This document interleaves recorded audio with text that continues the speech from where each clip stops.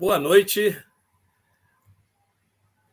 Expressamos a nossa sincera gratidão a todos aqueles que estão conectados conosco nesta noite histórica, comemorativa do aniversário da Reforma Religiosa do século XVI. Exatamente nesta data, 31 de outubro de 1517, temos um momento que é considerado um marco da Reforma do século XVI, através da figura histórica de Martim Lutero, quando propõe 95 teses para o debate, para a discussão, para a reforma da Igreja.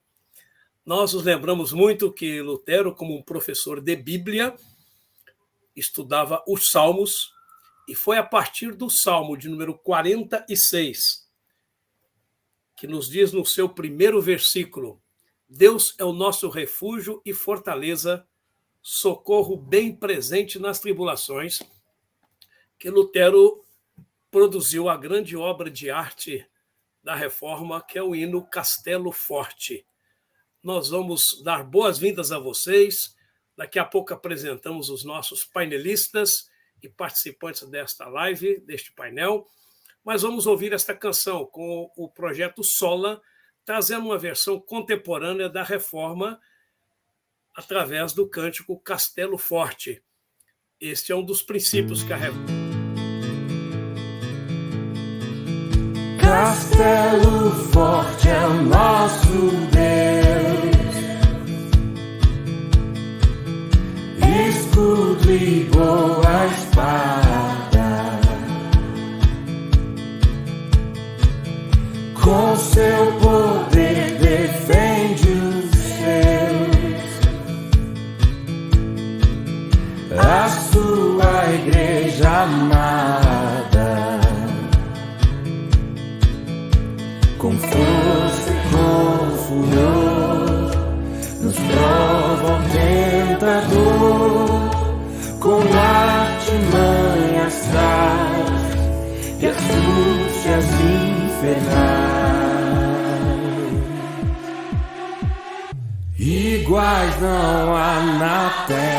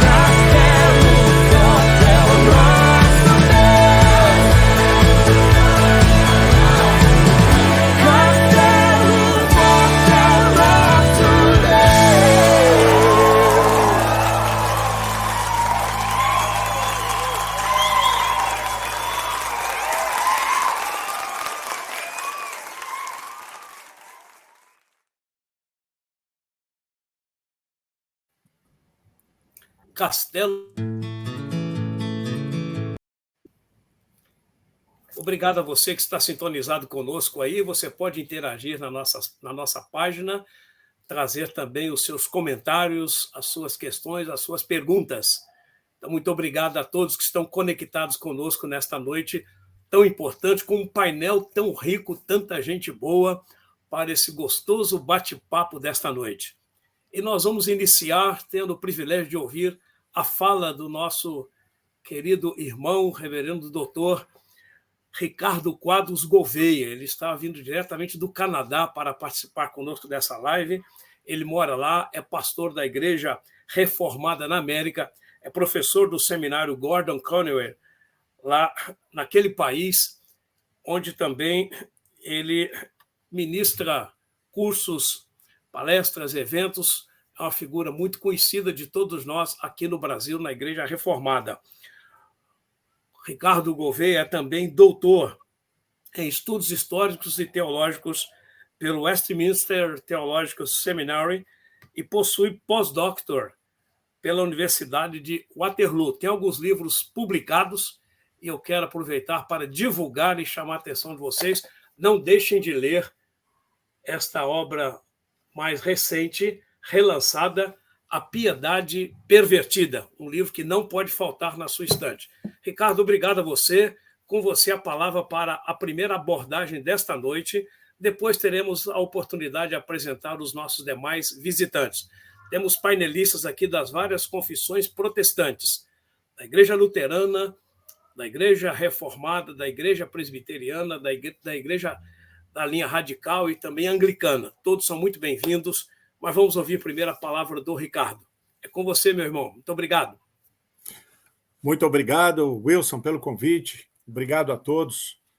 Eu vou ser breve e vou tentar trazer ideias novas e interessantes sobre o estudo crítico da Reforma Protestante do século XVI e da história do protestantismo e dos ecos da Reforma ainda hoje. O historiador cristão, ele não precisa nem deve ser um apologeta. Ele deve ser, antes de tudo, um historiador que faz historiografia científica. A Reforma Protestante não foi um milagre.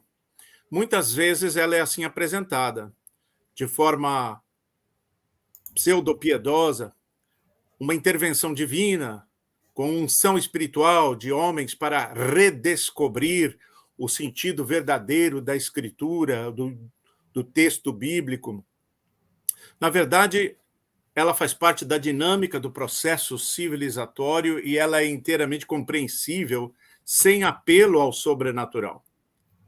Quem quiser fazer o exercício mais sutil, místico, de descobrir transcendência nos eventos, terá que encontrá-la na imanência, nas ações humanas, nos fatos históricos. Havia um desejo de mudanças na Igreja Católica. Lutero e Calvino nem pensavam em abandonar a Igreja e fundar uma nova religião, um novo braço do cristianismo. Esse desejo de mudança já vinha desde o século XIII, no mínimo, com o surgimento de novas ordens católicas e depois um movimento conciliarista que tentava trazer mudanças na governança da Igreja Católica e nas ideias teológicas que prevaleciam na Idade Média. Havia um processo em andamento, portanto, quando, na Renascença, o movimento humanista promove uma grande revolução do pensamento. Particularmente quando os mestres gregos vieram de Constantinopla, agora tomada pelos muçulmanos, para a Itália e para a França, trazendo o conhecimento da língua grega e um novo interesse nos textos gregos, e o lema humanista vem à mente: ad fontes ac propter a fontibus. Retornemos às fontes primárias, para, a partir delas, a partir das fontes, fazermos teologia. Então, nós temos esses ideais de descentralização política e também de liberdade comercial, porque estamos vivendo no âmbito do mercantilismo, quando os comerciantes começam a ter grandes lucros, mas não querem se sentir gananciosos pecadores e querem ver esse lucro como algo positivo e como bênção.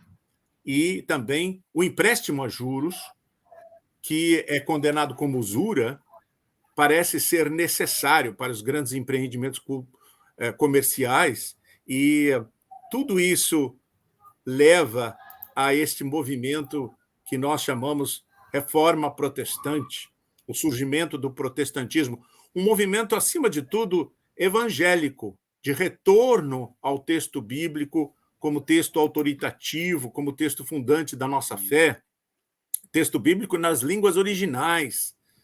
É um movimento, portanto, evangélico. Assim diziam Lutero e Calvino. Lutero não se chamava luterano, nem Calvino se chamava de calvinista. Eles eram teólogos evangélicos, preocupados com o retorno à Bíblia e o retorno ao Evangelho. Um dos ideais da reforma é a Bíblia na língua de cada povo e na mão de cada cristão, para que cada um possa fazer o livre exame das Escrituras. Enfim, este é o legado que nós herdamos. Nós, protestantes, temos o dever de carregar esta herança e levá-la adiante. E a Reforma Protestante, de fato, executou alterações nos sistemas de governança das igrejas, propôs novas formas de governança, a minimização da hierarquia, e propôs a doutrina neotestamentária do sacerdócio universal dos cristãos. O sacerdócio universal é um desmonte da fronteira entre o sagrado e o profano. Essa fronteira que toda religião ergue, inclusive no judaísmo veterotestamentário, mas que é quebrada com a invasão do divino no humano, da eternidade no tempo, como dizia o luterano, teólogo, filósofo Kierkegaard, Jesus Cristo. Então, nós temos um rompimento desta fronteira, do lugar sagrado e do lugar profano, do espaço sagrado, do tempo sagrado e do tempo profano, do homem sagrado, do homem profano, da mulher sagrada, da mulher profana, porque agora nós temos um sacerdócio universal. Todos são reconhecidos como pessoas sagradas. Mas não pegou. O sacerdócio universal nunca pegou, não pegou até hoje, não é? Porque somos religiosos que promovem uma distância ainda, e a ideia desta sacralidade universalizada nos incomoda profundamente. O princípio protestante, como dizia Paul Tillich, o teólogo luterano do século XX, é muito importante entendê-lo para entender a tradição protestante. Um processo de secularização, no bom sentido. Tudo começa com Lutero afirmando a sua personalidade, a sua individualidade, dizendo que ele tinha o direito de se chamar cristão e, mesmo assim, negar aquilo que a Igreja afirmava e aquilo que o Papa afirmava. Essa secularização, como princípio protestante, princípio crítico, segundo Tillich, tem que andar como uma tensão dialética infinitamente elástica com a tradição católica, isto é, com a tradição universal da fé. Isto, na Reforma, temos aqueles famosos 4 solas, que hoje dizem ser 5, mas outro foi adicionado posteriormente. Os 4 solas seriam sola scriptura, sola gratia, sola fide, solus Christus. Solus Christus, porque o único mediador entre Deus e os homens é Cristo, não mais a igreja, não os santos e as relíquias. E nisto eu incluiria a Bíblia, que substitui a Cristo em muitas formas de cristianismo contemporâneo, nos meios evangélicos, uma abominável desolação, a troca de Cristo pela Bíblia. Mas o que é o sola Scriptura, então? Esta ideia de que nós devemos ter a Bíblia como autoridade fundamental, como texto autoritativo, como texto fundante, como base da nossa fé. As confissões de fé afirmam isso, e com razão. Mas a Bíblia não aponta para si, a Bíblia aponta para Cristo. Nós não podemos fazer da Bíblia o centro da nossa fé, porque a Bíblia não faz dela mesma o centro da fé, e sim a Cristo de quem ela testemunha. A Bíblia é a base da teologia, mas o que aconteceu com o movimento evangélico e o fundamentalismo no século XX foi uma inversão que tem origem no século XVII com o movimento confessionalista e a ortodoxia protestante. É a construção de lentes teológicas a partir das quais eu leio a Bíblia. Sim, como dizem as confissões de fé, a teologia deve ser feita a partir da Bíblia, mas a Bíblia não deve ser lida a partir da teologia. Isto é uma inversão. Quando eu uso lentes teológicas, lentes dogmáticas para estudar a Bíblia, eu estou fazendo uma inversão que não está autorizada sequer pelas confissões de fé reformadas do chamado neoescolasticismo protestante. Esse é o equívoco da chamada exegese confessional. Naquele tempo de guerras religiosas entre protestantes e católicos, protestantes e protestantes, onde há no calvinismo um movimento de reação ao arminianismo, de Jacó Armínio, que se entendia como calvinista, como discípulo de João Calvino, e há, então, sim, o surgimento do pensamento calvinista propriamente, a partir dos cânones de Dort e outros documentos de fé. Nesse calvinismo puritano do século XVII, nós temos a cristalização da teologia. Nós temos que lembrar que luteranismo e calvinismo eram termos pejorativos a princípio, um pouco mais distantes já do pensamento evangélico dos reformadores. O pensamento do século XVII é marcado pelo racionalismo filosófico. Racionalismo não como mera racionalidade, mas como movimento filosófico, cartesianismo, espinosismo. E nós vemos que o espírito do tempo apontava nessa direção, para uma concepção exagerada dos poderes da razão. Uma razão que não é afetada pela vontade ou pelas emoções, uma razão que tudo pode. E esse racionalismo não acredita na racionalidade como sempre isenta e não enxerga os seus pontos cegos e os seus preconceitos. Consequentemente, acredita num poder de sistematização que a razão de fato não tem. E consegue, então, criar um sistema teológico a partir de inferências dedutivas, e isso acaba gerando deformação. A deformação de uma cristalização de uma teologia perene, estática, parada no tempo, e não parte de uma dinâmica teológica.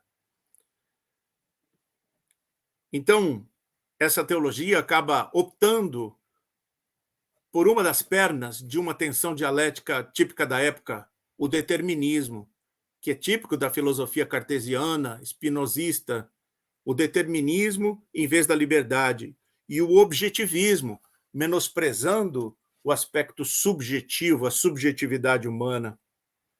Isso faz com que essa teologia, que serviu bem ao tempo, de alguma forma, se torne inadequada para hoje. Uma teologia de 400 anos atrás, mas que teólogos neopuritanos e fundamentalistas insistem ser uma verdade perene. E isso é parte da crise do protestantismo hoje. Nós vemos, então, essa ortodoxia do confessionalismo não como um apogeu da teologia, como dizem os neopuritanos e fundamentalistas, mas como a ossificação dogmática do protestantismo, que renega, sim, um dos seus lemas, que é Ecclesia Reformata et Semper Reformanda. Com essa cristalização surge um equívoco, e que é a ideia de que tudo que veio depois é decadência. Decadência na teologia, decadência na igreja, em vez de ser uma dinâmica que produz melhoras e progresso. Um exemplo disso é Karl Barth. Claro que eu, como pensador da tradição reformada, saliento um pensador importantíssimo da tradição reformada, que fez os corretivos que eram necessários nessa tradição, por meio do retorno ao cristocentrismo. Cristocentrismo, aqui no caso, em oposição ao teocentrismo. A teologia cristocêntrica de Karl Barth apresenta uma nova doutrina da palavra de Deus, que foi fundamental para uma correção de percurso no pensamento reformado. A palavra escrita aponta para a palavra encarnada de Deus, que é Cristo, que, por sua vez, já é uma redução da palavra eterna, um constrangimento à palavra em forma humana. E a doutrina barthiana da eleição. Eleição não mais entendida como eleição de indivíduos isoladamente, seja para a salvação ou para a perdição, mas a eleição que se dá em Cristo, o eleito de Deus. No século XIX, voltando um pouco atrás, após a Revolução Francesa, que deveria ser vista como uma consequência desse processo dinâmico civilizatório do qual a Reforma Protestante é parte, foi visto como um obstáculo para a verdadeira fé protestante ortodoxa, e surge, então, o chamado movimento antirrevolucionário, particularmente na Holanda, e aí o neocalvinismo. E eu destaco o neocalvinismo por causa da sua influência e relevância hoje. No Brasil, o neocalvinismo surge na Holanda no final do século XIX, principalmente com o papel e a influência de Abraham Kuyper, que chegou a ser primeiro-ministro da Holanda. Mas a recepção de Abraham Kuyper no Brasil é muito equivocada, particularmente por teólogos reformados, calvinistas, no Brasil. Um exemplo disso, um jovem, recentemente participei de uma banca, o nome dele Tiago Moreira, e ele apresentava Kuyper no seu trabalho de mestrado como um homem da extrema-direita, um bolsonarista, praticamente. Eu diria que essa é uma concepção completamente equivocada de quem Kuyper foi. Ele era, sim, um antirrevolucionário, pensador conservador, mas muito mais alinhado com o que a gente chama de democracia cristã e até mesmo com a social-democracia. Nos seus livros de política, a gente claramente percebe isso, e não com um fascista. Como hoje muitos teólogos brasileiros que falam de Kuyper parecem querer fazer crer. Enfim, o protestantismo não é monolítico, como, obviamente, nós sabemos pelo nosso próprio painel. Mas, além disso, o calvinismo não é monolítico. E isso muita gente não sabe no Brasil. E, por fim, nem mesmo o neocalvinismo é monolítico. Há um braço teocrático no neocalvinismo.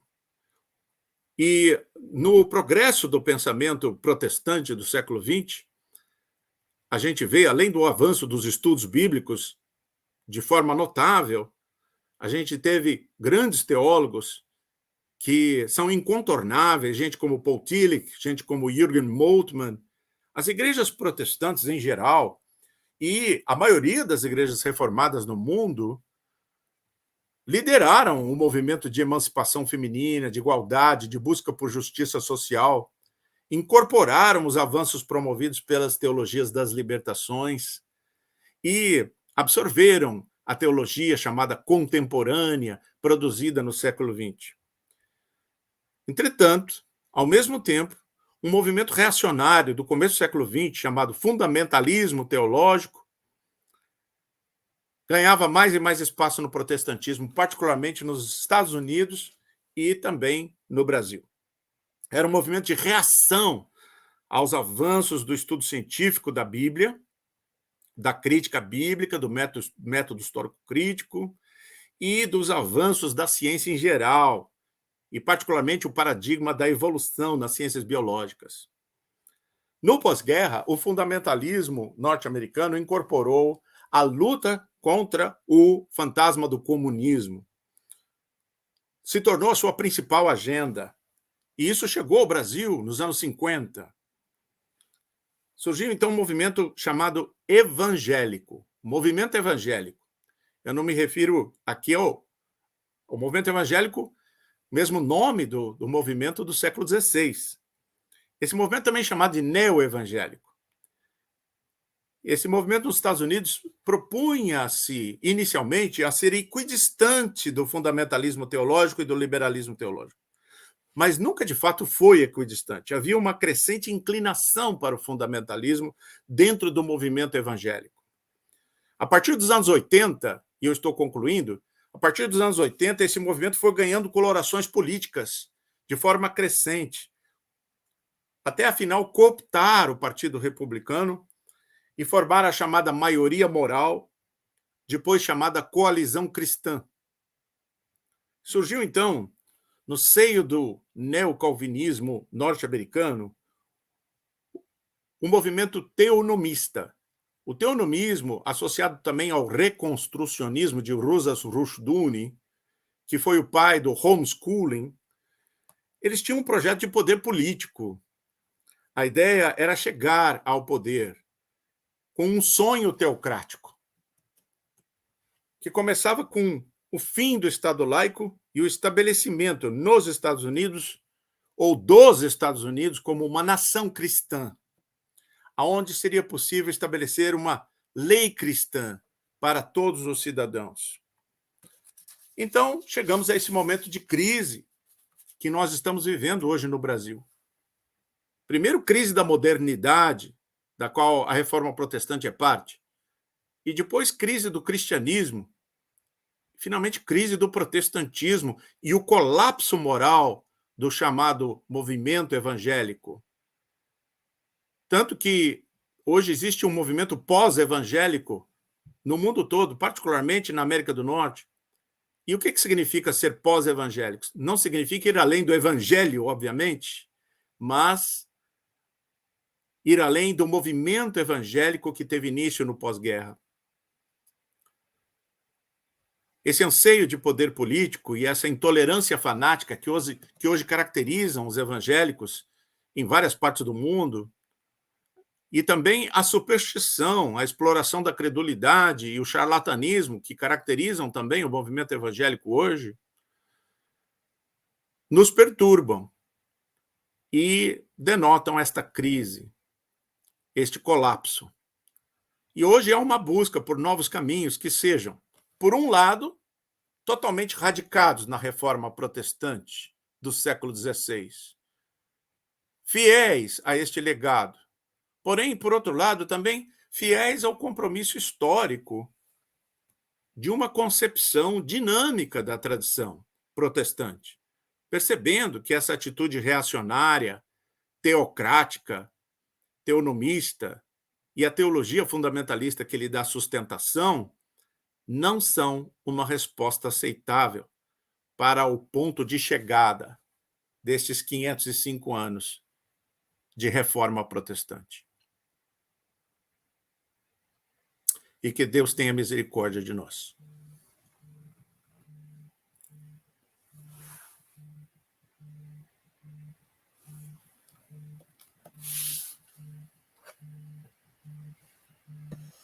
Nós vamos ficar agora com um vídeo do pastor Gladir. Ele, infelizmente, não pôde estar conosco, está dando aula nesse horário, mas enviou para nós algumas das suas músicas para que a gente possa tê-lo, pelo menos, por vídeo.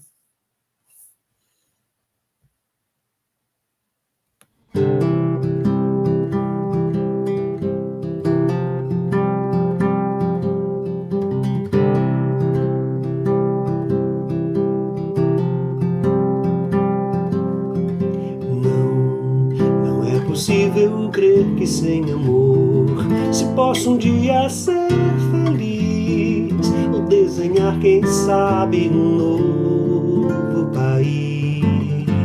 Sim, a esperança foi quem nos chamou para semear o pão e a paz e repartir a vida. Medo jamais vem, feliz da gente que anda junto.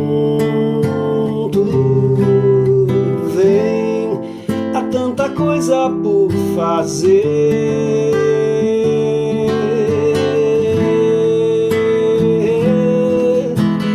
Replantar uma floresta, um jardim, e suspender, quem sabe, o fim, na fé que faz recomeçar. Respirar um tempo novo de viver, de celebrar e aprender aquilo que nos faz andar. Não é possível crer que sem amor se possa um dia ser feliz, ou desenhar, quem sabe, um novo país. Sim, a esperança foi quem nos chamou para semear o pão e a paz e repartir a vida. Medo jamais vem, feliz da gente que anda junto. Vem, há tanta coisa por fazer.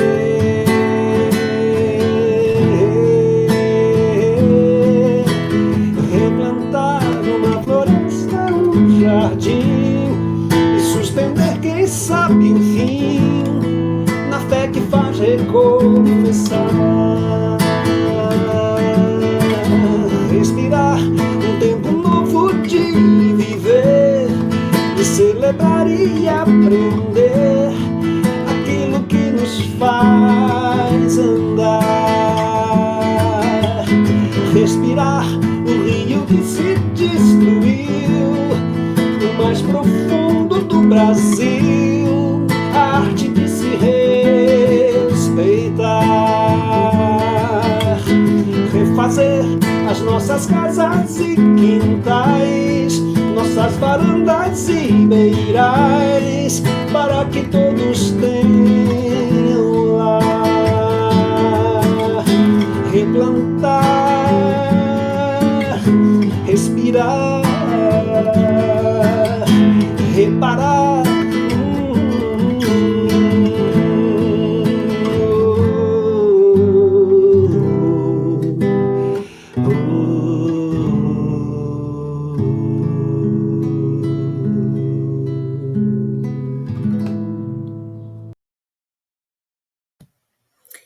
Importante a gente ouvir o pastor Gladir. Essa música é uma pregação, né?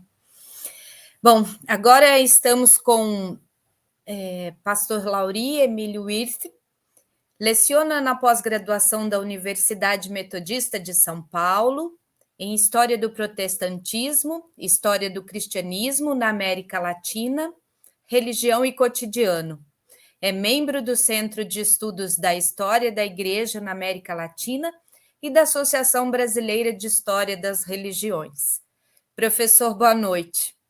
Muito obrigada por estar conosco. Há exatos 505 anos, Lutero dava início à Reforma. O senhor pode nos falar um pouco sobre isso, do ponto de vista de um luterano? Então, muito boa noite a todos e a todas. Prazer interagir com vocês, alguns amigos que eu conheço há longa data e outros que estou conhecendo hoje. Obrigado ao colega Ricardo Quadros pela exposição densa e concentrada aí sobre a Reforma Protestante e os seus desdobramentos. Então, eu falar do ponto de vista da Igreja Luterana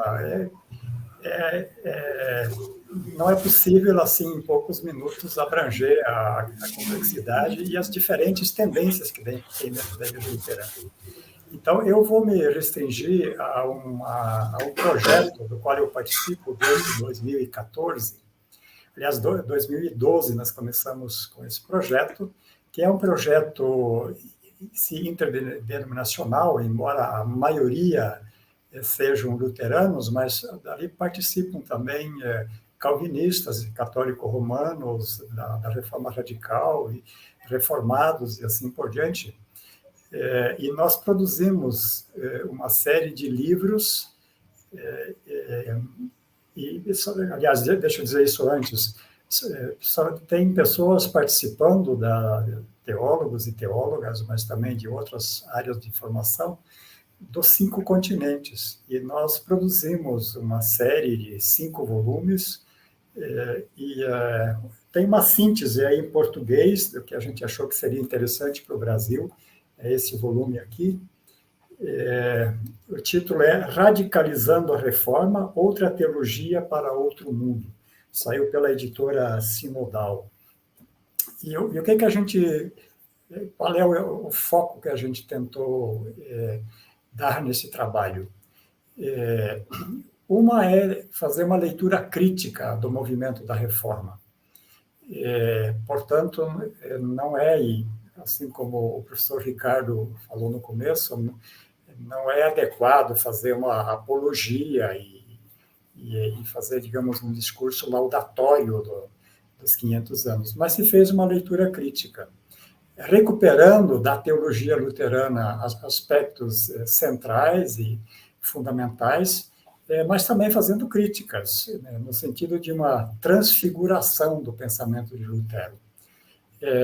E nós publicamos nesse livro, e isso sai em todos os volumes, um total de 94 teses, em que a gente tentou, então, atualizar as teses que foram o estupim para o desencadeamento do movimento da reforma, e a gente ficou em 94 para não se colocar num pé de igualdade com Lutero, mas também para dizer que a gente não necessariamente concorda com tudo que ele disse.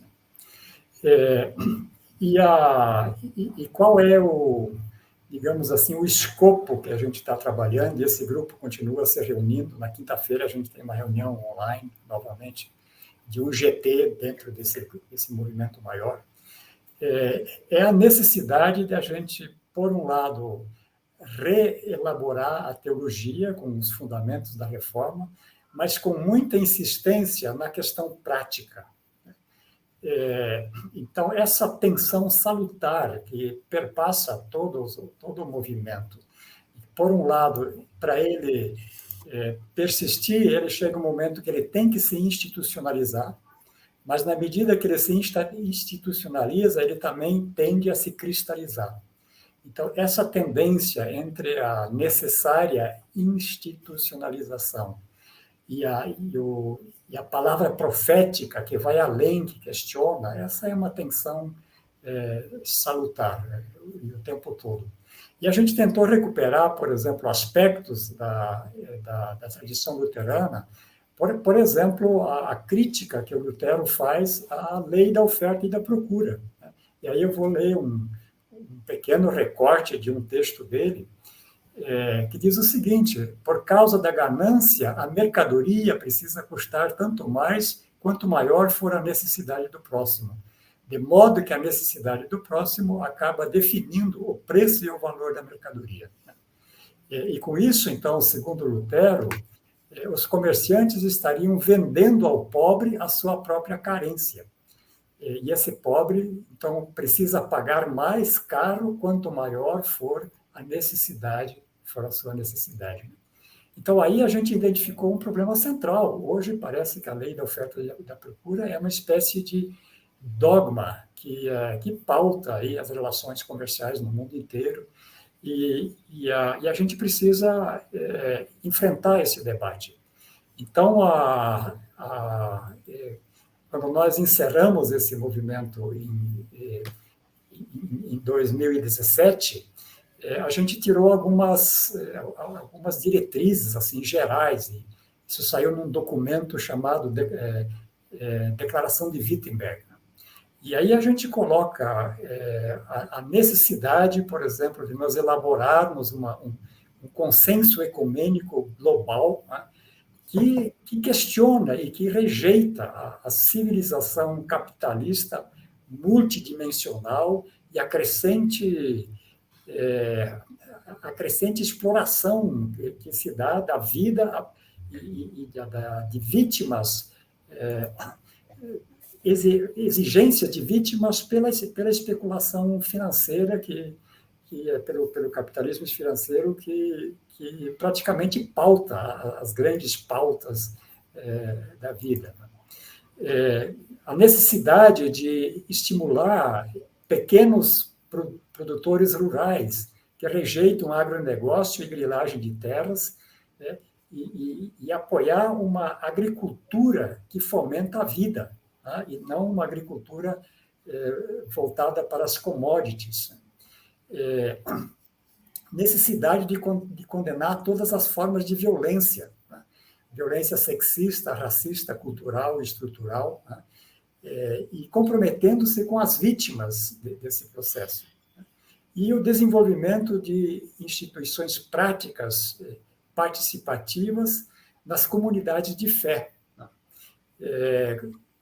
Seja aí na sociedade política ou seja nas organizações religiosas e assim por diante.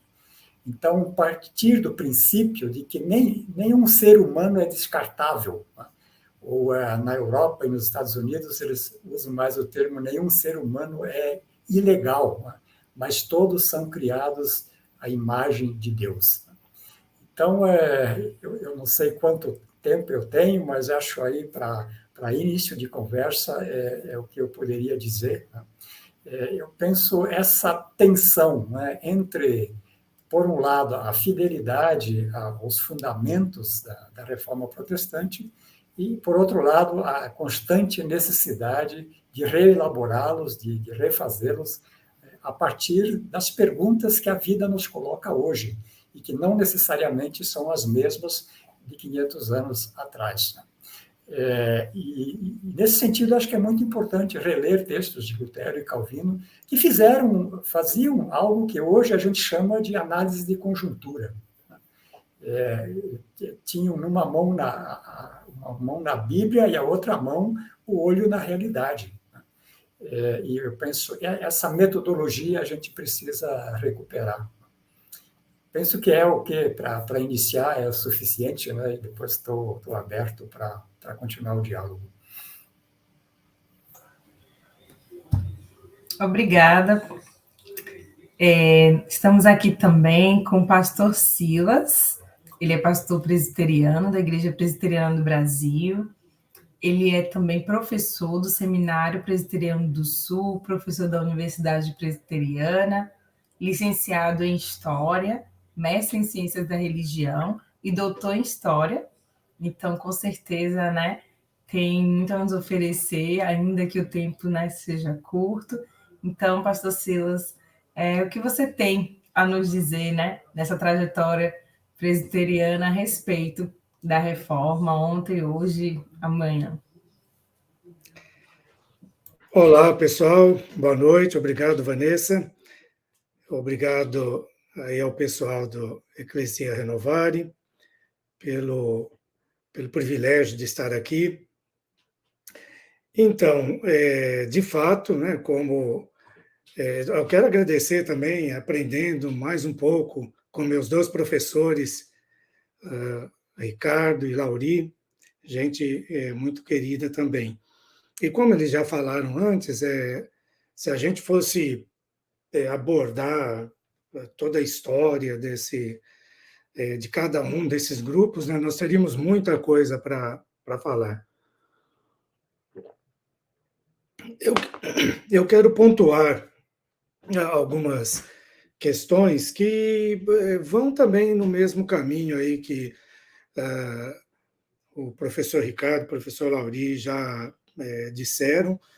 Acho que é importante não fazer, de fato, uma história ufanista, nem apologética. Nós temos que fazer esse trabalho, esse esforço crítico do que aconteceu, mas isso não significa, obviamente, negar a importância daquilo que aconteceu. Tão importante é que estamos aqui hoje falando disso. Mas precisamos de contextualizar um pouco. O Calvino faz parte de uma reforma que é a reforma que alguns chamaram de magisterial. Há pessoas que dizem que magisterial seria por causa do magistério, mas me parece que é mais que é por causa do magíster, do líder, né, do líder político, vamos dizer assim, ou da liderança política.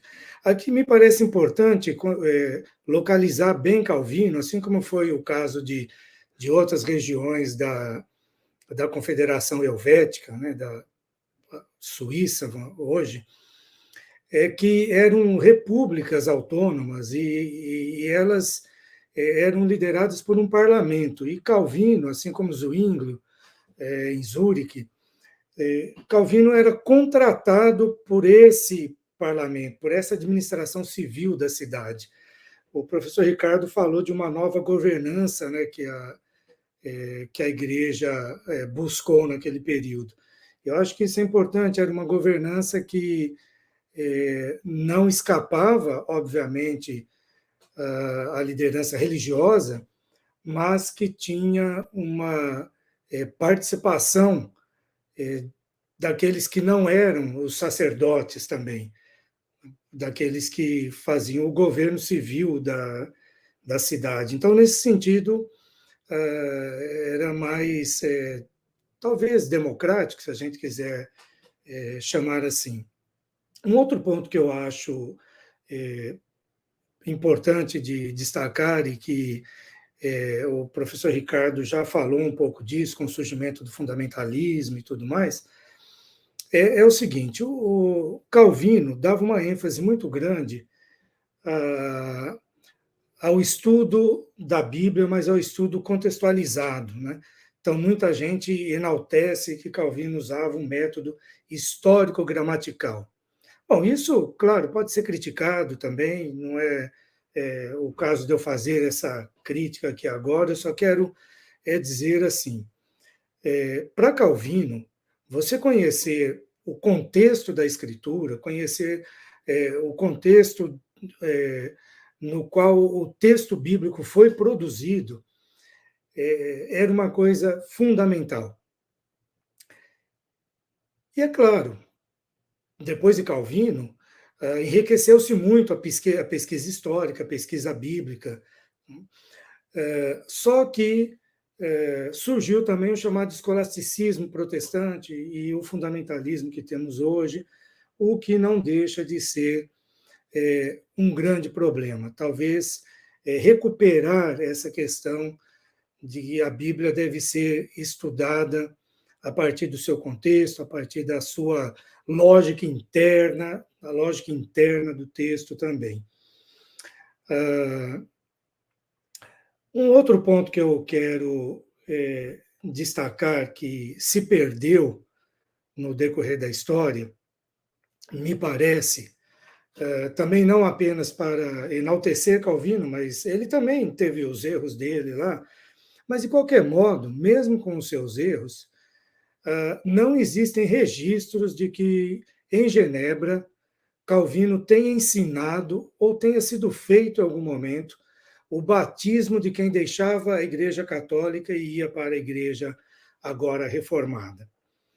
E nem tem registro também, até onde eu conheço, que Calvino tem ensinado em Genebra que um sacerdote que deixasse a Igreja Romana e fosse para a Igreja Reformada tivesse que ser, vamos dizer assim, reordenado. Não tem esse registro. Nesse sentido, Calvino via a Igreja como uma continuidade. Né? Não havia esse rompimento que depois se tornou. Então, era mais ecumênico, mais aberto, né? Havia essa maior solidariedade. E eu finalizaria, porque o nosso tema é pensar a reforma lá e aqui, né? Dizendo também sobre a questão da doutrina da soberania de Deus, junto com a doutrina da predestinação. Aliás, o professor Ricardo é o nosso teólogo sistemático aqui, não sou eu, ele depois pode até falar mais disso, mas me parece que a doutrina da predestinação, que ficou como marca dos presbiterianos, não era nem tão importante assim nos escritos de Calvino como se tornou depois.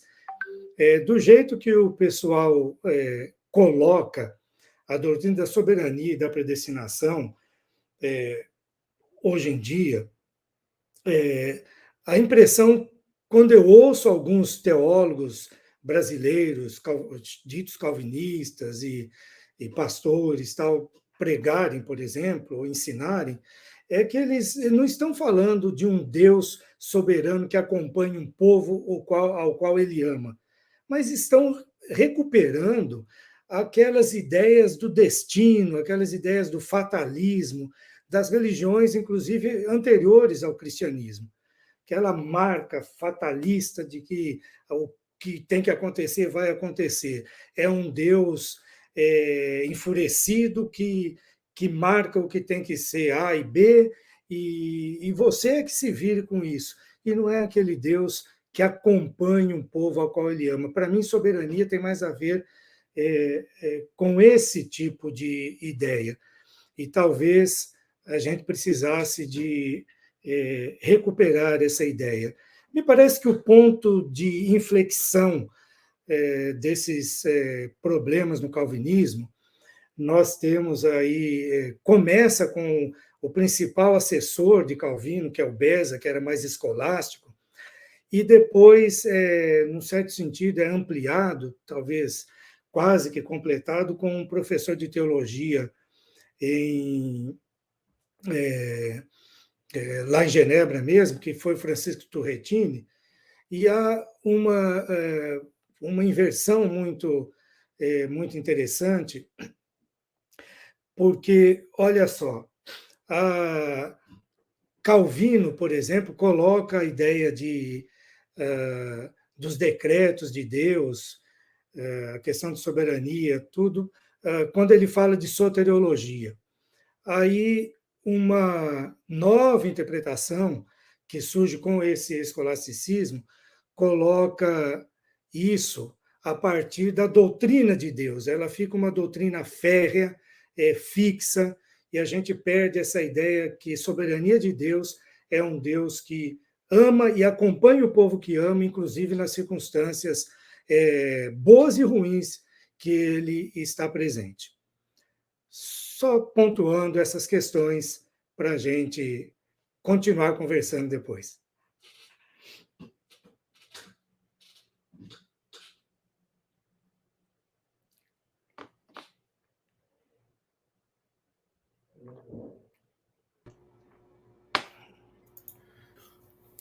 Priscila, seu microfone.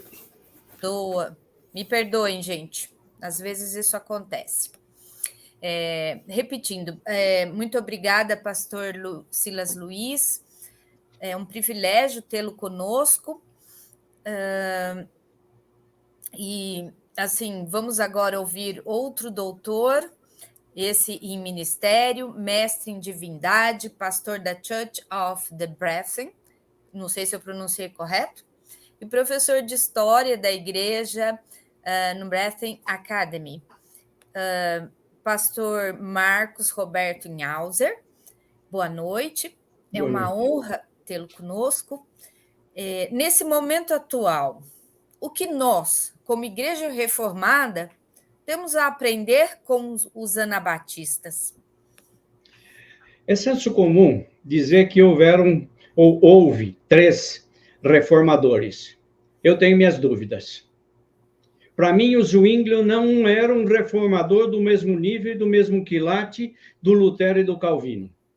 Tanto é assim que a gente tem escritos e mais escritos de Lutero, tem as Institutas de Calvino e mais os comentários que ele fez aos livros da Bíblia, mas nós não temos muita coisa do Zwinglio, e eu pergunto a vocês se vocês alguma vez acharam alguma coisa interessante do Zwinglio. Por outro lado, o Zwinglio era um sujeito assim volúvel. Ele não sabia se ele participava do consistório ou se ele participava da igreja. Ele ia e voltava. Ele afirmava uma coisa, quando era pressionado pelo consistório, ele pulava fora.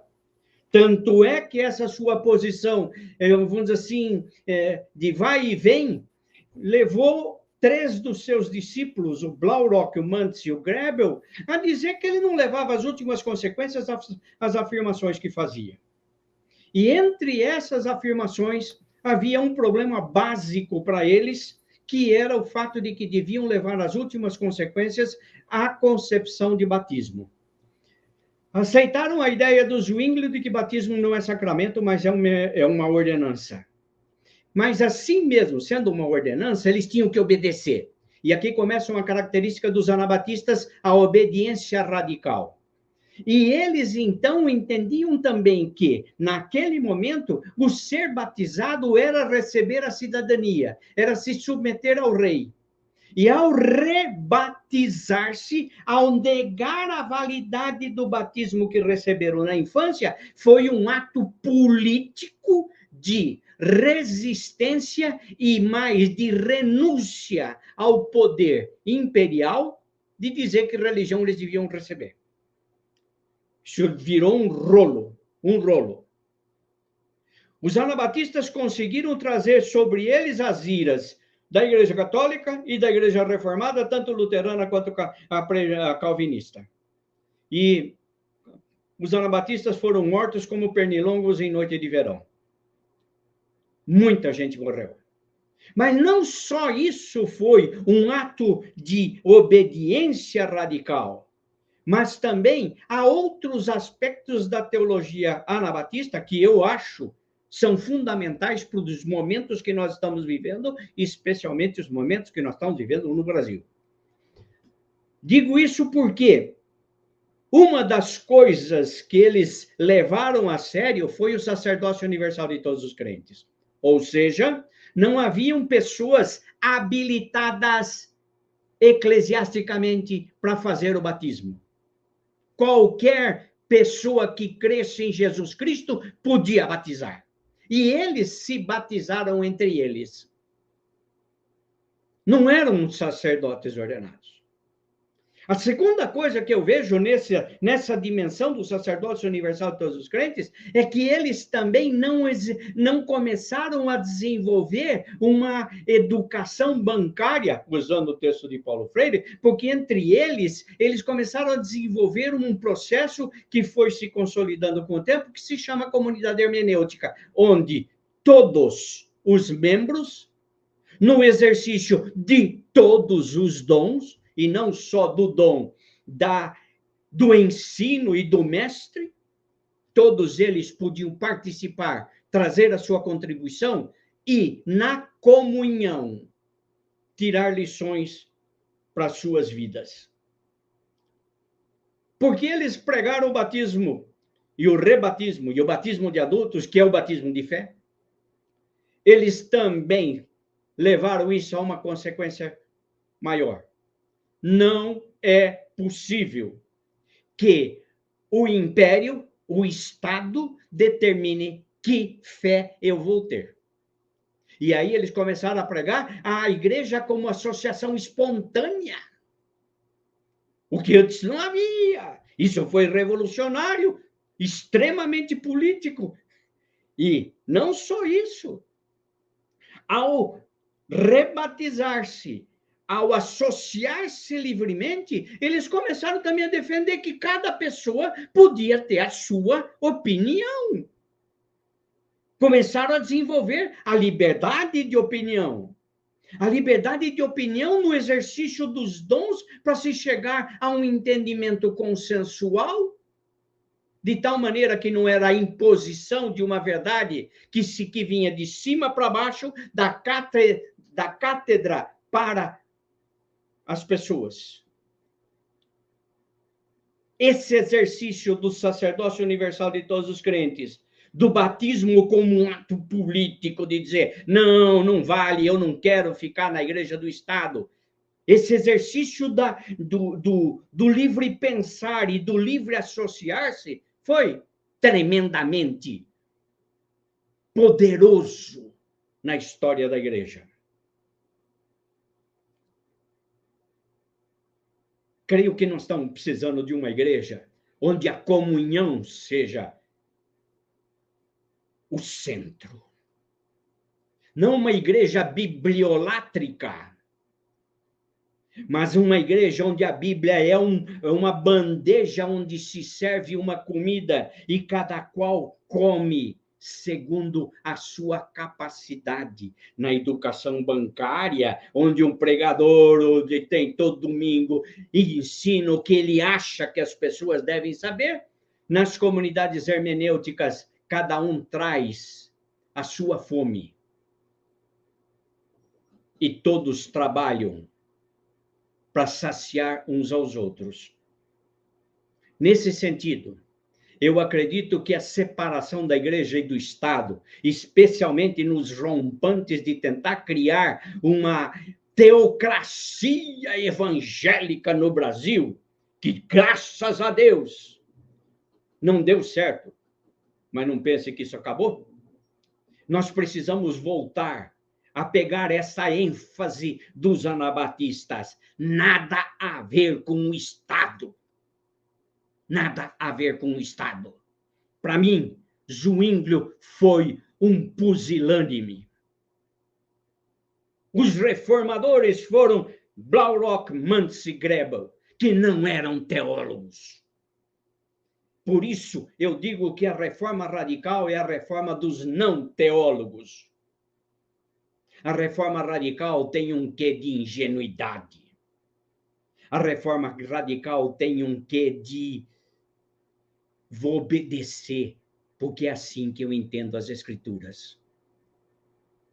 Essa radicalidade da obediência é parte da essência do ser anabatista.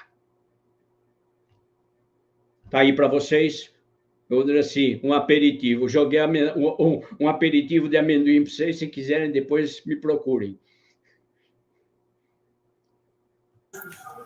Obrigada, pastor Marcos.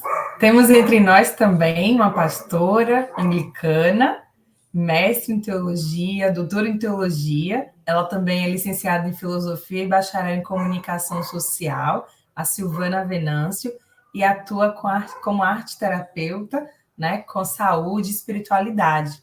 E vai compartilhar conosco, né, do ponto de vista da trajetória anglicana, que tem a sua peculiaridade nesse movimento de reforma. Então, pastora Silvana, fica à vontade entre nós, compartilhe conosco. Grata, Priscila, pelo carinho, você que foi tivemos contato várias vezes no WhatsApp, o Emerick pelo convite. Depois desse discurso aí inflamado, não sei nem mais o que dizer, né? Quase meu coração aqui disparou, quase que eu aceitei aqui, Elza. Foi sensacional o seu discurso nesse momento que nós estamos vivendo, né? Onde a igreja se confunde com valores do Estado. E a igreja, né, anglicana, eu não vou falar da perspectiva da igreja anglicana, mas só assim um breve parêntese. Nós, protestantes, inventamos essa coisa de igreja do Estado, né? E a gente vive as consequências até hoje disso, sempre uma saudade, né? Sempre querer voltar para um lugar da onde a gente entrou, e existe essa saudade no meio das lideranças de alguns teólogos e de pastores, né? É uma saudade do poder, uma saudade onde a gente poderia dizer aquilo que a gente quer dizer e as pessoas estariam simplesmente nos ouvindo e acolhendo a nossa voz. E interessante que a reforma, né, parece que rompeu com a tradição. O professor Ricardo falou da questão do princípio protestante, né? Existe uma vocação do protestantismo para o secularismo, mas o Tillich também nos lembra sobre a questão da substância católica, sobre a questão da tradição.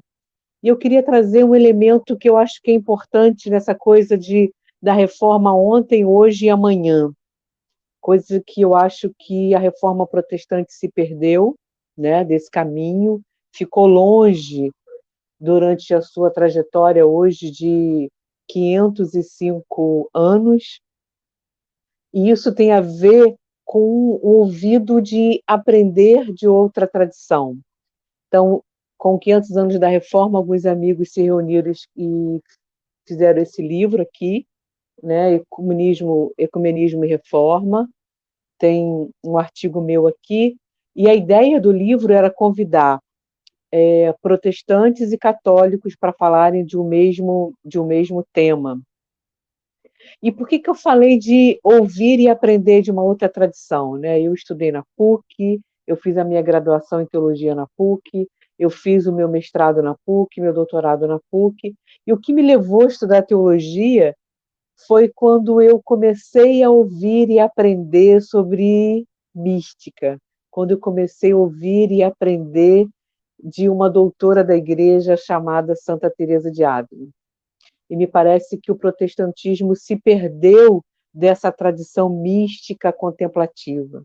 Então, a grande contribuição hoje, e me vendo de uma tradição anglicana, né, que poderia ser vista como uma síntese aí entre o protestantismo e catolicismo, uma igreja que fica, né, meio que no meio, da gente resgatar essa tradição contemplativa, essa tradição mística que o protestantismo perdeu. De um lado, uma vocação secular que tem uma coisa boa, que é essa coisa de se atualizar, de se rever, de não se conformar a nada que está no princípio protestante, ou seja, a gente sempre transcende, mas tem uma dimensão política e estatal, uma sede de poder e um esvaziamento da dimensão do transcendente, um esvaziamento dessa dimensão de espiritualidade muito comum e presente no protestantismo. Ou a gente vai para um lugar radical, onde Deus é tudo, né? E teve uma frase, né, que foi dita em vários momentos durante a eleição, né? Deus acima de todos. Ou a gente vai para esse radicalismo onde Deus está acima de todos, ou a gente vai para o outro lado, onde é só humano, onde é só o dogma, onde é só a igreja como estrutura política eclesial. O dogma é importante quando ele está ali para testemunhar e falar de um rito e falar de uma experiência que se viveu um dia. E a dimensão mística é essa, a dimensão mística é essa dimensão de atualização da fé na espiritualidade e na liberdade do espírito. O contemplativo é alguém que se vê totalmente dependente de Deus, mas alguém que vê toda a sua realidade a partir de Deus, mas não alienado do mundo e da sociedade. Ele também traz dentro de si uma perspectiva profética e uma perspectiva de justiça e de olhar para o ser humano a partir de uma realidade divina e a partir de uma dimensão de interioridade, de silêncio, de atenção e de meditação. Então, só trazendo esse aspecto um pouco diferente dessa dimensão histórica, mas um aspecto de algo que o protestantismo precisa resgatar para que ele continue falando e para que ele continue tendo sentido hoje. Tem uma frase de um teólogo muito importante católico, que é o Karl Rahner, que ele diz que se no século XXI o cristianismo não descobrir a sua vocação mística, ele não será nada. Então eu digo que se o protestantismo não redescobrir essa dimensão mística, ele será apenas uma religião secular que briga pelo poder e esquece da dimensão do transcendente. É isso que eu queria trazer, essa provocação aqui.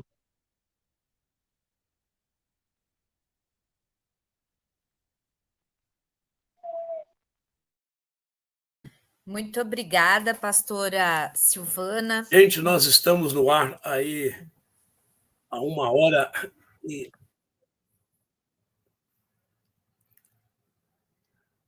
Nós estamos no ar há 1h10, podendo ouvir aí grandes mestres compartilhando conosco as suas vivências, experiências, e nós queremos ainda permitir que cada um tenha uma rodada ainda curtinha para algumas considerações finais ou para alguma pergunta que se torna pertinente entre nós. Então, vamos começar lá pela ordem inicial, as considerações ou alguma questão que queira deixar para nós. Bom, eu quero agradecer, eu achei excelente essa oportunidade de estar ouvindo queridos colegas, amigos, parceiros, e eu acho que a minha fala concentrou em alguns aspectos negativos da realidade do protestantismo hoje, particularmente do movimento evangélico. Então, eu queria falar, para concluir, dizer que existe, sim, esperança.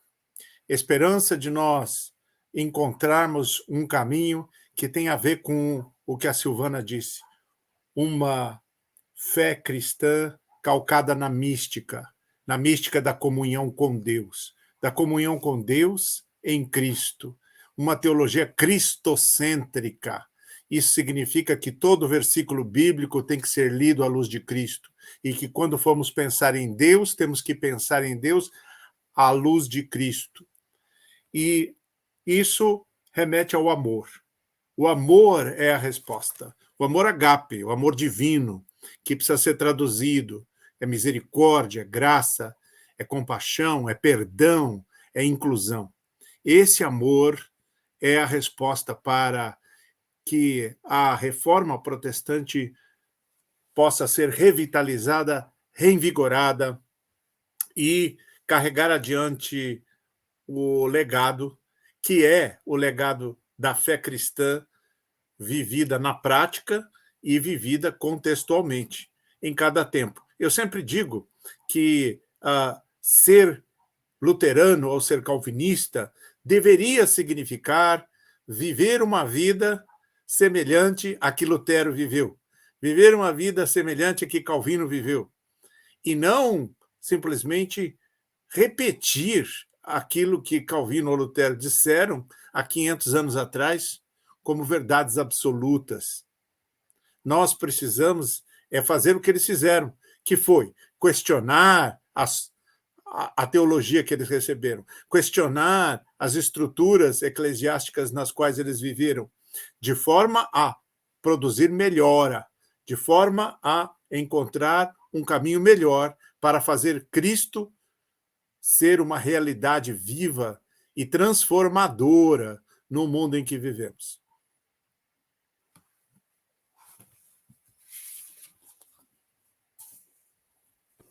Quer dizer que o Anabatista é uma coisa bastante cristocêntrica, porque para eles, para os anabatistas mais radicais, a palavra de Deus é o que Jesus Cristo falou. E o resto da Bíblia só é palavra de Deus se concorda com Jesus Cristo. Se não concorda com Jesus Cristo, é informação, é qualquer outra coisa, mas não é palavra de Deus. E nesse sentido, então, o Sermão do Monte é a constituição para o anabatista. E isto é fundamental. E quando a Silvana fala de uma espiritualidade, eu quero chamar a atenção para o fato que eu disse para vocês. Havia uma certa ingenuidade. E essa ingenuidade ainda existe na obediência radical dos anabatistas. Posso fazer uma pergunta? Desculpa. Muito bom. Eu posso fazer uma pergunta para o Marcos? Sim, por favor. Silas quer falar. Não, pode a pergunta do professor Lauri. Então, obrigado a todos, né? Acho que são contribuições muito instigantes e provocativas. Eu gostaria de perguntar ao Marcos Inhauser, eu acho brilhante essa sua interpretação do rebatismo, né, como, de fato, a negação de se incorporar nessa nova cristandade que está se formando dentro do protestantismo. E com isso são os primeiras grandes vítimas do protestantismo, e mortes de uma forma sarcástica, né? Pessoas condenadas à morte e mortas por afogamento. Acho que é cínico isso que se fazia. Agora, eu queria que você falasse um pouco, então, do chamado Reino Anabatista de Münster, que se diz, bom, quando eles tomaram, de fato, o poder para conviver numa cidade, de acordo com os fundamentos anabatistas, de certa forma se instituiu uma teocracia, né? O que, de certa forma, questiona um pouco essa questão da liberdade de pensamento e assim por diante. Pelo menos o que eu tenho lido aí, o que alguns pesquisadores colocam. Queria te ouvir um pouco a respeito disso. Ô, Lauri, eu diria para você que toda formulação teológica tem seus pontos fora da curva. E muitos atribuem a Münster o fato de ser anabatista e a sua revolução dos camponeses, e, na realidade, se questiona, inclusive, o fato de que ele realmente era anabatista. Eu não tenho muitas informações e eu acho que eu deveria estudar mais esse aspecto que você levanta, mas eu digo para você, sim, houve. Especialmente porque o anabatismo acabou sendo eivado de um milenarismo. E esse milenarismo levou muitos a acreditar que eles eram a nação escolhida, e eles se tornaram sectários. Okay? E sendo sectários, acreditavam que o projeto deles era um projeto que era o projeto de Deus e se tornaram teocráticos. Que é uma das características preocupantes de certas alas do movimento evangélico hoje, particularmente no Brasil. Não só o apocalipsismo, que tem que estabelecer, assim como o princípio protestante e a substância católica, a qual se referiu a Silvana, no pensamento de Tillich, a gente tem que ter uma tensão constante entre o pensamento mais integrativo, da semente plantada, que cresce, de ser luz no mundo e sal da terra, da transformação gradual, e esse apocalipsismo que surge em tempos de crise e que dominou o pensamento evangélico nesse ano, a ideia de que o mundo está no fim, e de que é a batalha final do bem contra o mal, que acaba sendo presa fácil de demagogos e ideólogos. E nós vimos isso acontecer diante dos nossos olhos. Eu gostaria de fazer um comentário que me parece muito pertinente, muito interessante, essa questão do misticismo, essa questão da mística. E é curioso que a tal da união mística é um capítulo essencial nos livros de teologia sistemática. Mas é muito curioso também que se tornou também uma ideia absolutamente escolástica, uma ideia esquisita.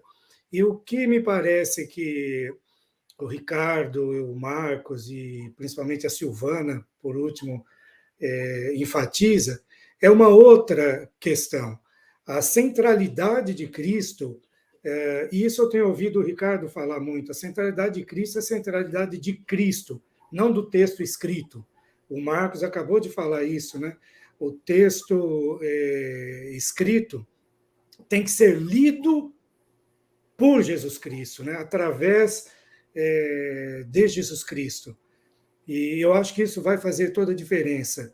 E se a Silvana está certa, como eu acredito que esteja, que esse é o caminho para o cristianismo, essa questão da mística, vai ser a grande contribuição para aquilo que o grupo do Lauri, inclusive, está debatendo, está estudando, de que o cristianismo seja referência para um novo mundo. que a gente consiga construir um novo mundo. E se o cristianismo não se apropriar de um Cristo que é vivo e que está presente nas agruras humanas, ele não vai ter mais sentido mesmo. Deixa eu só dizer uma coisa, que o livro de cabeceira de muitos anabatistas é Imitação de Cristo. Pois é, exatamente. É uma das coisas que o neopuritanismo despreza, a ortodoxia fria, rígida do calvinismo despreza, é a experiência. Eles falam, é uma teologia intelectualizada que despreza a experiência. E quando a gente fala na centralidade de Cristo, não é só na hermenêutica e na teologia, na construção teológica, mas a experiência de Cristo, né? A realidade do Cristo vivo em nós. E isso é místico. E eu acho que é isso que nós precisamos enfatizar, não é? No nosso testemunho, na nossa pregação. Ricardo, essa dimensão da experiência que você está falando, existe algo no nosso protestantismo que é esse esvaziamento também da dimensão do sobrenatural, né? A gente tem muito medo disso, né? E aí, quando vai para o pentecostalismo, existe um lugar para esse sobrenatural, mas é um sobrenatural que tem uma intervenção muito forte, né, das lideranças carismáticas.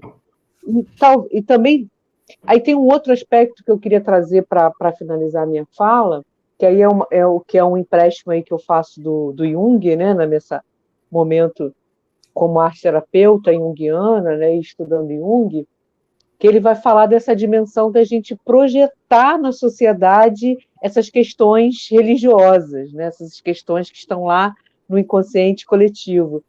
E o protestantismo clássico, histórico, e até esse movimento evangélico que existe no Brasil, às vezes por não saber lidar com essa dimensão que faz parte do ser humano, que é essa dimensão religiosa mais, né,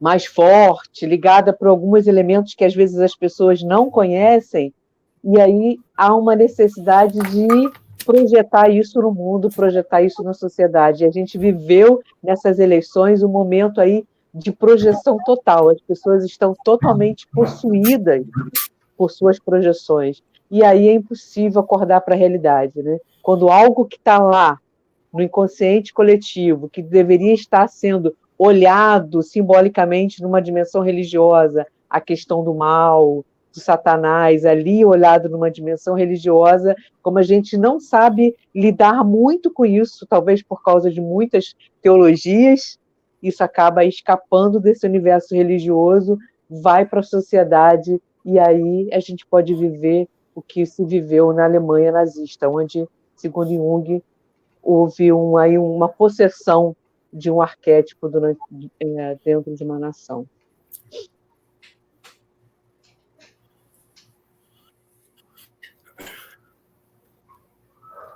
Bom, pessoal, mais alguma observação? Nós queríamos ir para o nosso encerramento.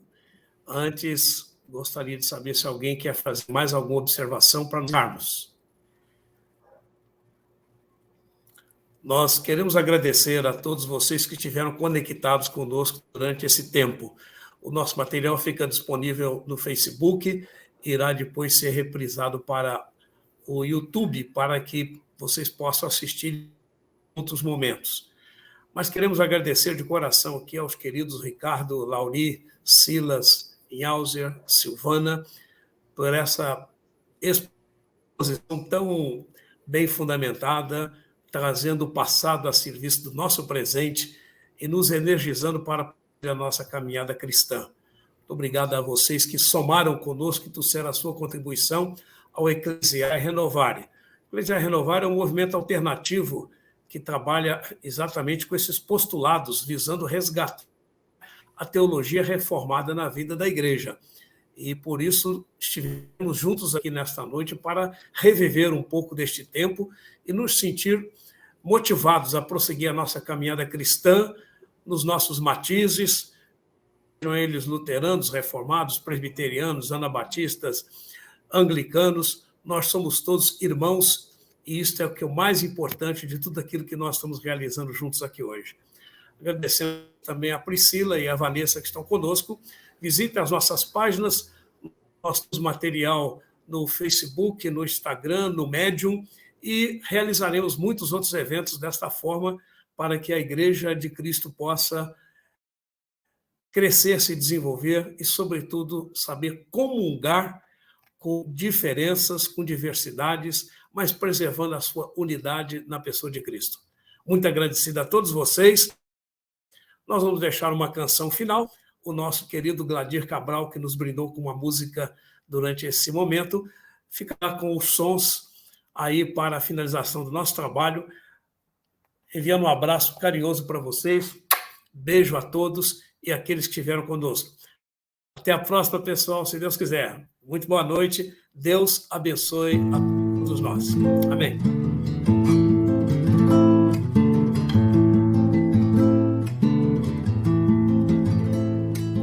Tua palavra na vida é fonte que jamais seca, água que anima e restaura todos que a queiram beber. Tua palavra na vida é qual semente que brota, torna-se bom alimento, pão que não há de faltar. Tua palavra na vida é espelho que bem reflete, onde nos vemos sinceros como a imagem de Deus. Tua palavra na vida é espada tão penetrante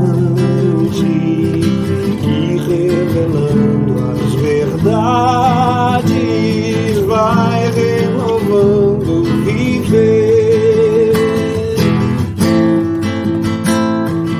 Tua palavra na vida é luz que os passos clareia, para que ao fim no horizonte se veja o reino de Deus.